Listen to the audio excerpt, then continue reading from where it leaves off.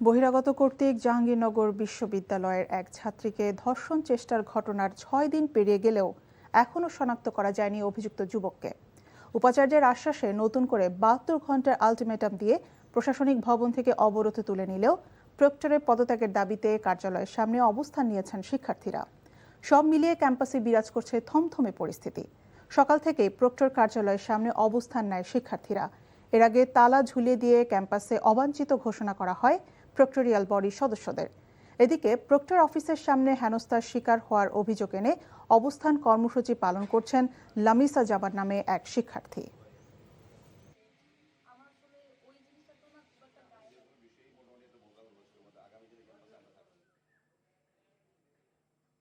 এই অবাঞ্ছিত প্রক্টর আসলে পদত্যাগ করে তার ব্যর্থতাকে স্বীকার করে নিয়ে পুরো প্রক্টোরিয়াল বডি নিয়ে অন্তত যাতে ভিসি স্যার এসে আমার সামনে এসে বলে এই লোক এই মুহূর্তে পদত্যাগ করছে, ওই শিওরিটিটা বাদে আমি এখান থেকে উঠতে চাচ্ছি।